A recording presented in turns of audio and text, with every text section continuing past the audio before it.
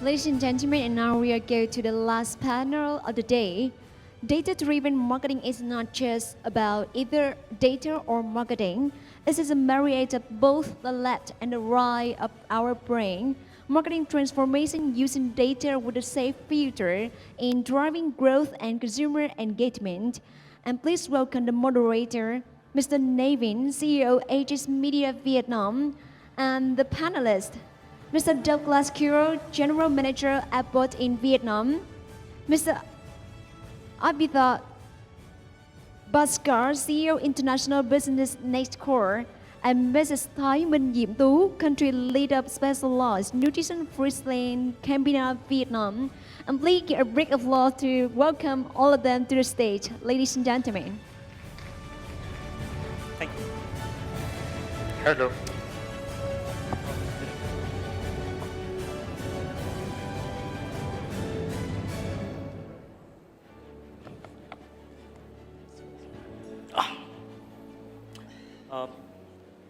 Before we start, thank you guys for the previous guys. You literally set the stage for us. Information, statistics, facts, collectively put together and then analyzed is the basic definition of data. And there was a lot spoken about data. We heard from the entire day, and this is the last panel, so I have the privilege to quote a lot of people: ad fraud, cloud, PChat. There's a lot of stuff which we went through and we saw, but all of that analysis and then taken it to the next level is what about data. And data-driven marketing is becoming something which everybody's accepted now. So to begin with that, we have our lovely panel here, Ms. Thu, Douglas, and Bhaskar. I would start off with asking this first simple question: data-driven marketing. What are your interpretations of that? Bhaskar, you can start off with that.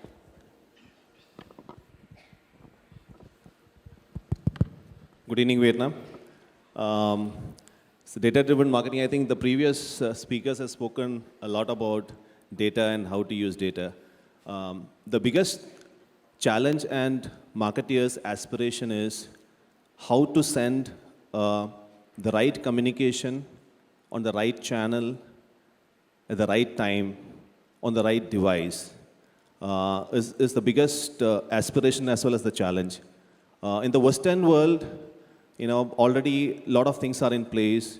And over here in Southeast Asia, I am seeing that the customer behavior has changed, but the brands are still sticking to the old way of communication. Now, every customer is saying that, please understand me, please know my needs, and then communicate to me. Just because I have given you a digital handle of mobile number and an email ID and some other credentials, don't do a spray and pray kind of situation. That's no more the thing with what I would love to have from you. Please understand when you do that. And for that, you need to have all sort of customer interaction happening with you that need to be captured, that need to be analyzed, and come out with a personalized communication, which is where you will see a great response coming in from, and in terms of getting a bigger ROI. We in Netcore has been helping companies for the last 6 years. We help to capture the data in the right manner. We help companies to communicate to their customer in a personalized manner. And then we have seen that we are able to give 8 to 10x kind of a return vis-a-vis what they were getting in the past. And that's what, I would say that the change is needed and what companies are looking forward for. And we, products has to evolve to that level to just give it across. Yeah. How do you interpret data-driven marketing? I think he's already captured all, right? So I think for me, as a marketeer, the terms data-driven marketing speak itself, right? So we use data in order to drive marketing strategy and plan. So what does it mean for that? As a marketeer, how can we use the data? How can we send the right message with the right benefit to the right consumer at the relevant or at the right time. And at the end of the day, we want to also drive the business performance and also in terms of the effectiveness as well. Yeah, I mean, I like to see data as a spectrum, right? From a simplistic to a very sophisticated model. It depends on your organization. On the sophisticated side, you collect first-party data. You know, on the basic side, where you're making your transition from an offline world to online world, you might have it in Excel. But data-driven marketing, it's all about identifying the customers, right? But it has to be a holistic, integrated approach. You have to understand the journey, and this is where marketers have to do their job. You just can't rely on a tool like data and say, okay, that's going to solve my problem. You have to understand the journey, and really it's how do you move your brand forward right now in terms of what's the insights right now, what's the using the data right now, what's the moment of impact right now, when is it going to be relevant to them at the time or location right now, and how can you be of service to the customer right now, right? So I wouldn't be scared by data-driven marketing. It's just a new terminology. We've been doing data-driven marketing for ages and ages and ages. It's just a new terminology. But just really understand the insights of your consumers and do better marketing with those insights. Yep. Interesting that you both talked about data-driven marketing, which has been done. So if we look a couple of years back, it was programmatic, the new buzzword. Then it was something else before it. Now DDM is the new buzzword. Is it a kind of a penguin syndrome, or is it that it's a need of the hour? Are you being forced to move into this? It's for both of you. I think just further build on Douglas, right? So data-driven marketing for Friesen Gambina Vietnam, for example, is not just recently happening. Yep. We have been using it and applied it for years already. So it just now the terminology is kind of the buzzword that every marketer nowadays just have to know how to use it. So basically it's also changing the way that the consumer shopping, the way that the consumer journey related. So it's just, as a marketer nowadays, we need to do it. Without doing it, we cannot perform our job. Yeah, I think the only difference right now in this day and age is that it's much more precise, right? It's technology. You can identify your segments correctly. It's more in real time. You can structure the taxonomy correctly to make your campaigns more effectively. But at the end of the day, right now, you just still have to analyze right now, right? And just fine-tune the optimizations right now, much like what I showed in the models right now, right? So the data allows you to run better campaigns, but the most important thing is that analyze understand what you did right, understand what you wrong, and just iterate right now. It's all about iteration. It's all about data. So again, I stress that you do not need sophisticated data. You should learn it because there's going to be more vendors, more enablements. The ecosystem is going to get richer and richer. If you adopt those tools, it'll help your job be more precise. It'll allow you to be agile, to go faster. But at the end of the day, the fundamental is to analyze and look at the data to make your campaign more effective. Yeah. Bhaskar, this question is more to you, that we have data, right? The advanced markets like the US, the Europe, and then we have Vietnam. So what's the barriers? Like, why can't we be that advanced? What's stopping us?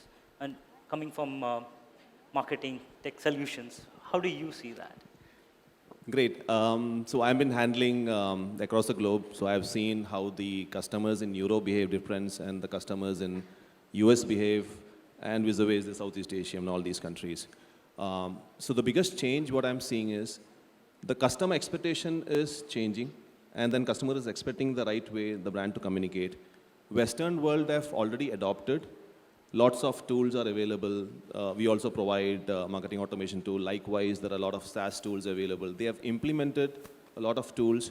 They have integrated the internal data well and come out with a unified view.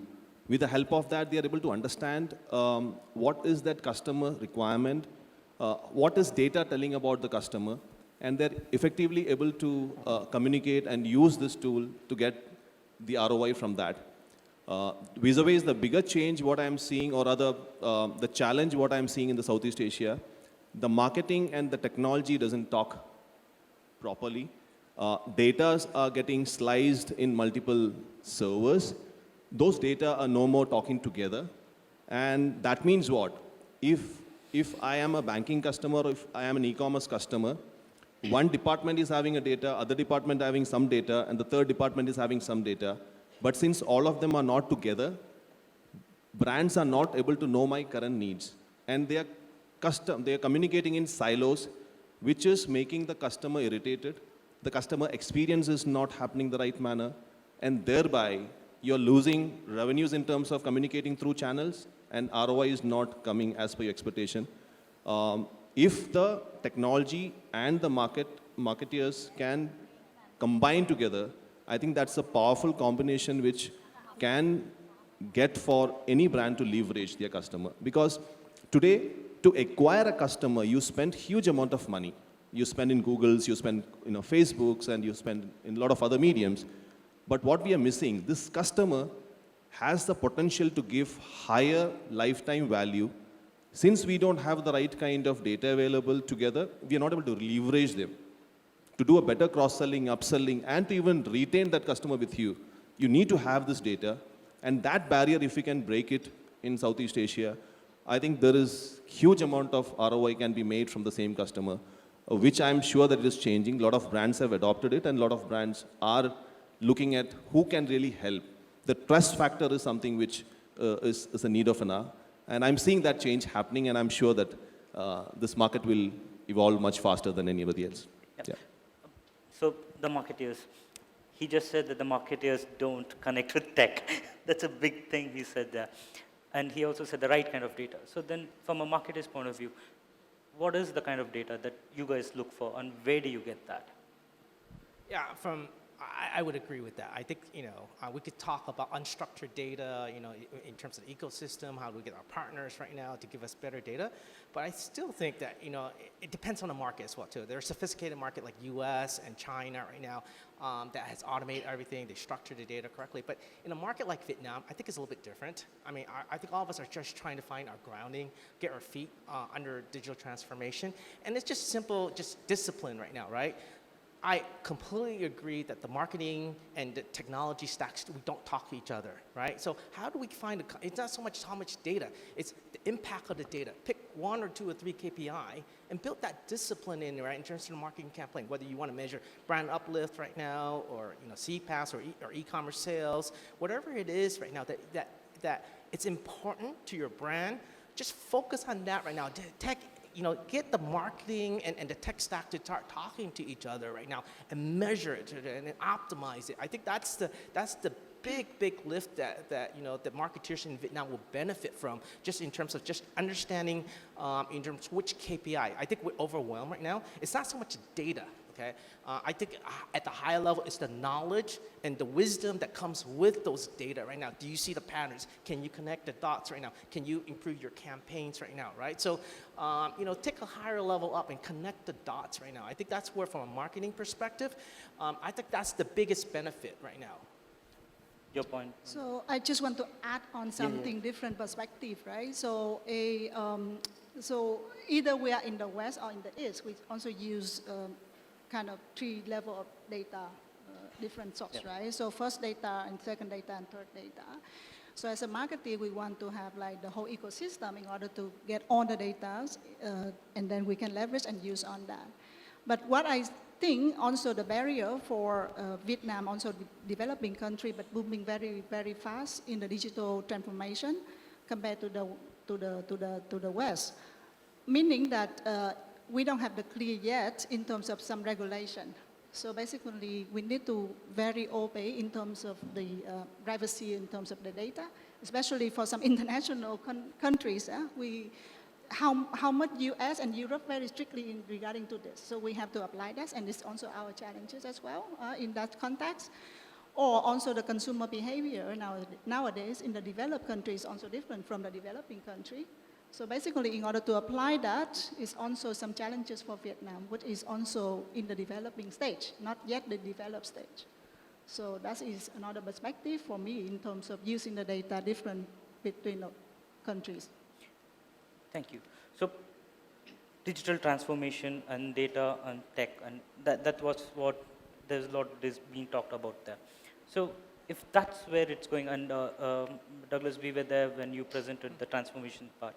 So coming from that point of view, as a marketer, within looking inward, what are the things that you think needs to change if we have to embark on this journey, also from agency partners and also from the tech partners?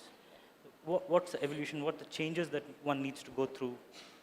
Yeah, I think what has to change is that it has to be a holistic approach. The ecosystem is there. It's too complicated right now. You know, we could get into the sophisticated end of the spectrum in terms of structured data, sharing the data, tagging all the campaigns right now. But really, I think all the partners right now, from the manufacturers to the platforms like Google, Facebook, and also the tech partners from all the agencies right now, right? We need to be able to hand off the data right now, right? What are you going to do with the data? What is the feedback loop right now, right? Is it brand uplift? Is it purchase intent? Is it conversion of the e-commerce basket size right now? How do we make it easier for all the marketeers right now? And how do we populate some of the low-hanging fruits in terms of the technologies? And I call it like the passing of the batons right now, right? So at the end of the day, it's very hard because our consumers are very sophisticated. They believe in the omni-channel approach right now. This baton passing from the platform to the agency to the manufacturers right now, we're lost. We can't get that together. So I think what it has to do is that we have to form a group like within MMA or something. And how do we get like a council of elders right now? It's just say, break it down and says, okay, what do we really need right now, right? And the most important thing is with all the data, we need the feedback loop for our marketing campaigns right now to measure the effectiveness right now, the efficiencies right now, and how do we optimize the campaign so that we serve the customers. And I think that's the biggest missing piece of everything. Everything is siloed, the data, they don't talk to each other right now, but no one is putting a council of elders together right now, right? And basically break down the silos and connecting everything, especially here in Vietnam. Yeah. So it's about breaking down the silos and the council of elders there. So if I have to flip this around and then say that, is there someone out there getting this right? Have they cracked a secret formula or success formula to that? And this would be interesting to also know from your point of view, Bhaskar, because you do work with agencies and clients. So looking from outside in, have you seen anyone who's cracked this secret combination? And it's also important to understand from the marketers also. So have you seen anyone who's got this right? So if you look at it, I mean, you also come from the agency, and I'm also selling the product. But today it's no more that era where we can just go and dump whatever we feel is good. I think a good friend Bhaskar also spoken about the same thing. Don't just come and just sell something which you believe. Try and understand my need, whether that product will give the ROI. If yes, then you come and do that. Another thing which I'm seeing a big change is customer no more would wanted to listen to your marketing talks. They would wanted to listen to a person who does a good study, understand their needs, come out with a consultative approach, and then say that this is the product which is aligned towards giving you that kind of a return. And that's what is pretty much appreciated. People are talking about, can you share my KRA with you? Can you get your revenue attached to my goals? Take up my pain. If you're willing to do that, I'm just putting money on my table. You take it as much you want it.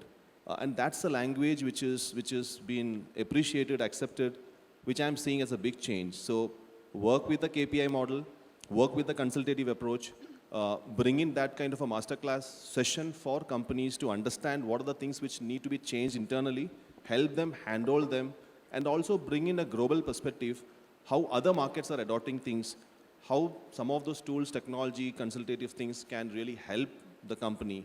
And this is the approach which most of the marketeers are appreciating. And the one who is aligned with that are the one who is able to take the business and stay with them for a longer period of time. And that's a big change. And all the product companies, consultative companies, agencies, if we don't align with that, then probably we'll be thrown out of their ecosystem. So it's a big worry and it's a big challenge, but yeah. We are game for that, and we have been doing that for the last couple of years, and we are seeing the return out of that. So have you seen anyone doing this better in Vietnam or anywhere where you come from, where they've really cracked this, going and saying, combining everything together, coming out with a data-driven strategy and driving that?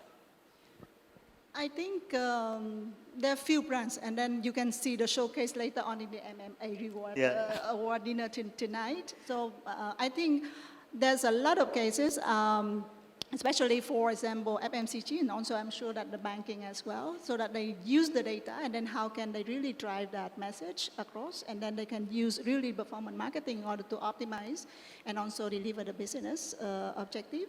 A lot of technology behind, of course, that digital solution tech linked with also the marketing. Also, I always see the triangle between marketing. How can we improve our data analysis together with our media agency? How can you link that media solution with also the business objective and also the other triangle in terms of creative agency? How can you have multiple creative part rather than just one piece of creative? So I think this is the whole triangle working well, and there is also a lot of cases using those kind of approach in order to drive the brand. And I'm sure that during the gala dinner tonight, you can see a lot of cases that speak it by itself. Yeah. Who gets it right? Well, the winners tonight. Especially you see some of the people in this room right now, right? I mean, they're using data, right? And their campaigns right now. So all the gold winners, I think they get it right. So it's an iterative process right now, right? You just figure out, along the way. But I think over the long term, I think, I've seen two companies in action already. One is Alibaba and the other one's Amazon. It's about the ecosystem right now, right? They basically reinvent the business model with data first and digital first right now. I think they really understand that data on the spectrum right now. They understand how to use the entire aspect of the ecosystem right now, right? From search to distribution to last mile delivery to services right now to even micropayments right now. It's all about data rich right now, right? So, don't get intimidated by all the big players right now, right? But it's a wide spectrum. At the one end that really understands it, but it's also, it depends on the maturity of your organization. So a lot of organizations, even though we're trying to figure it out, the people in this room have figured it out. There are companies that are intermediate stage to have to do it, but I think, over long terms, there are certain companies that are going to win for sure because they have the right business model and the right ecosystem. Yeah. So if that's the scenario and then people are getting it right, then the question I'm asking to both of you is, data-driven marketing is what you guys want to get in and getting it right. So how are you tying it back to your business objectives? Because the net goal is to grow the business, right? So how are you looking at it, and what matrices do you really want to go behind? It's for both of you guys. This is a very challenging question, right? So basically, data-driven marketing is also need to link with on the triangle together, from our marketing, our sales, commercial, and everything. At the end of the day, we want to serve more the consumers. We want to get more unit to the consumers. We want to get more consumer using our products. So basically, in order to do that, at the end of the day, the marketing, the business objective will be the final leg KPI. But then the lead KPI will come to the what should be the marketing objective, and then from there, what should be the media KPI in order to leading the whole lagging KPI. So in our organization, we also make it very clear what is at the end of the day business objective. What is the lag KPI, sales, market share, penetration, and then marketing objective, and then also the KPI objective. So that is the way what we measure. Douglas, do you have the same view, or you have in a short term on a campaign basis, right? You look at ROI for the different campaigns right now, right? So I call it like more of the short-term campaigns right now. ROI is very, very important right now, right? But over long term, I'm a big believer in NPS right now. It's about satisfying and delighting the customers right now. So those are the KPIs I would measure. Yeah. So coming back to you, you're on the other side of the spectrum, and what are the kind of KPIs or what are the kind of tough questions being posed to you when you have to start looking at marketing automation and AI powered? Because there was a lot of talk about AI and automation which came in previously, and again going back to what the gentleman from FE quoted, saying that come back to me with something which understands. So how do you look at that? Yeah, so when we position a solution to all these customers, they say that, tell me what's an ROI I can get out of your product. It's a tough question to justify. That means I need to prove it through data, get the data right, and all of those things. So if there is a previous data available, then it's easier for you to do some activities and show to them. So we have a couple of examples I can just talk about. There was a QSR brand in Malaysia, Pizza Hut. They were facing a challenge when the customer downloads their app, and they were not doing a transaction. So people are downloading it, no transaction, and uninstalling it. When we did a complete study, and then we have created a content which is very personalized to the person who have installed the app, from the very first day of the app installment till X number of days, what are the communication need to be given to them, which has really helped in terms of getting the percentage from X to a 40% in 3 days. The person who have downloaded the app, within 3 days, 40% of engagement had happened, and because of that, their conversions have happened and their ROI has gone up. Another example is one of the retail chain in Indonesia, Alpha Mart. It's an Alpha Cart group. We have been able to use AI and ML based email sending based on the subject line. We were able to send a customized email to these company users, and because of that, their engagement has gone up from X percentage to almost like 84%, and that has resulted in a conversion. Further example about a retail company where the web personalized communication has been given. They have, the ROI is increased from, whatever percentage to almost like 12%. So these are few set of examples, and multiple such examples are there where X percentage is already available, and then you do all these activities, you can move from X to Y. And that's what marketeers would love to see. How am I increasing it? And thereby, is there any metrics which I can see in terms of returns? So, yeah, there are tools available, technology is available, marketeers are more demanding, and it's not the world where whatever we say they listen. They will also come out with facts and figures and tell you what this is, what I'm getting it, and things like that. Yeah, that's. So it's good to know that there is a very clear vision on what you guys want to measure and how we want to go about it. So then, any piece of advice, what you expect from your agency partners and the tech partners specifically, and also a piece of word for your own internal organizations. What would be that you would want to pass on? So you can start off with that. I think we start with the external partner first, right? Yes, so sure. basically for the creative agency or media communication agency, that we would like them to also look at the view as the marketer looking at nowadays, right? So how can we use the data? How can we leverage on the data to provide us also not only the tech solution, but it also help us in order to serve our business objective. So that is the part. Internally, I do believe that there are 3 things that we need to be mindful for. I think number 1 is that how can we have the right mindset and the right people in order to drive for the change.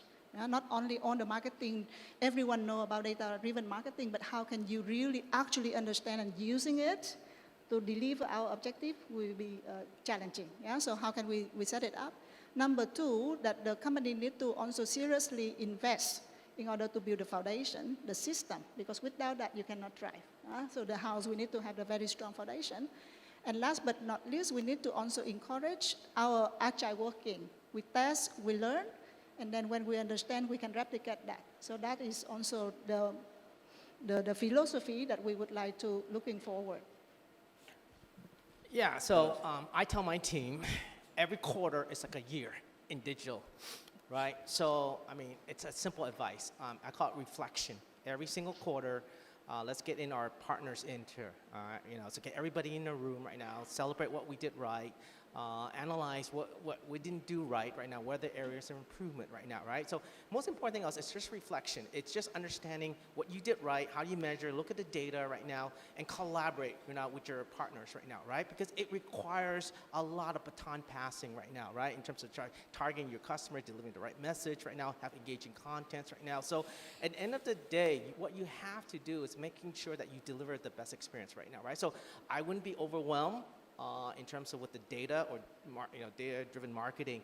more than anything else, it's just getting in a room, getting everybody, just having a brainstorming session once a quarter right now, analyzing all the data right now, test and learn, optimize it right now, and then have a game plan for things that you need to learn and synthesize that into your organization. So, I mean, it's a simple advice right now, right? If you built that into every single quarter, I mean, that's a good improvement in terms of productivity. You see the effectiveness, and you see better results.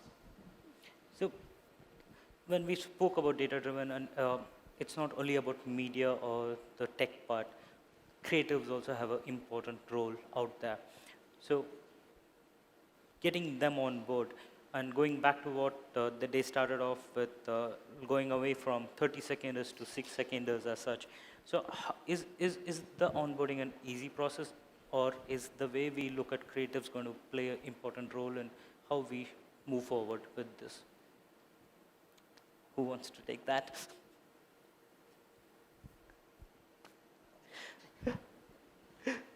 You want to know the onboarding process? For the creative guys? Yeah, I think if there is a real cooperation from the marketing and the tech, I think there is no big challenge of onboarding it. I think the biggest problem, what we are trying to solve is how to get both the teams talk to each other to come out on the one platform with the one goal for the company. If that can get achieved, I think from us and technology is pretty much aligned towards it. And we are seeing customers, getting the benefit out of that. And there are customers still struggling it. That's the two worlds which we are seeing it. The one world is getting the benefit, the other world is still struggling. But we are trying to help them, handhold them, coach them, consult them to make it easier for them. That's what our job is altogether. Yeah. The lovely lady there has pointed out that we have ran out of time. As much we would love to talk about data more and more. Thank you guys. Thank you for having this chat. And I hope we made some sense out there. Thank you. Thank you, the moderator and all the panelists. Thank you so much. And please move to this way. Thank you.